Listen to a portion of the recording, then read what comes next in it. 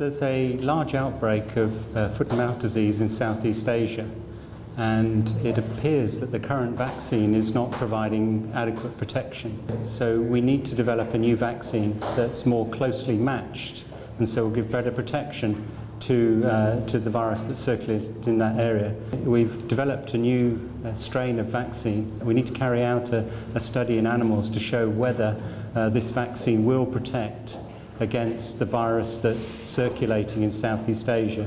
And then based on those results, we can advise those countries whether this vaccine they should use to vaccinate, well, millions of animals actually, and protect them from an outbreak. So we've got 18 animals in this trial, of which 15 will be vaccinated, and then we have to have 3 controls to show that the virus that we're using will actually cause disease. So we hope and expect that the animals that have been vaccinated will either show no clinical signs at all, they'll be fully protected, or they'll show very mild clinical signs. Of course, the animals that aren't protected at all would eventually show severe signs of foot and mouth disease, but we don't allow them to get to that point. As soon as we're sure that they are infected, and that's at a stage when they have mild or moderate clinical signs, we then remove them from the trial.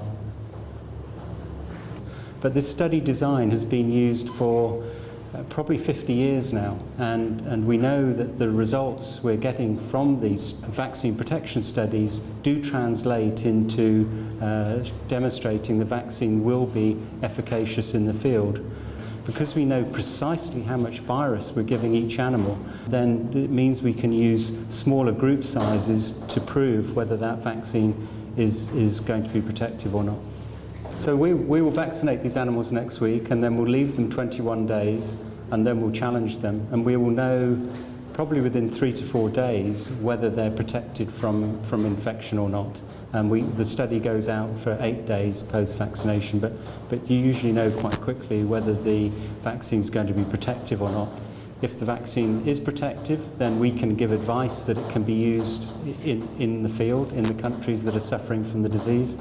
If it isn't protective, then we have to go and find a different vaccine formulation. But that's very important information, because then we're not advising the companies or governments to use a vaccine that we know will not provide full protection in the field. So both results are very important. So that if this trial is successful, it can go straight into production, into growth in 10,000 litre vessels to make thousands and millions of doses of vaccine. And so theoretically there could be a usable vaccine on the market in probably 6 weeks to 2 months.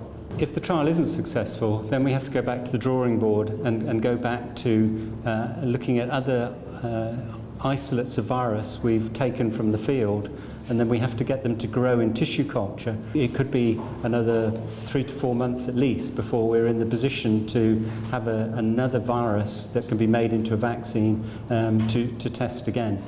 So these studies, because of the nature of the disease, are monitored very closely.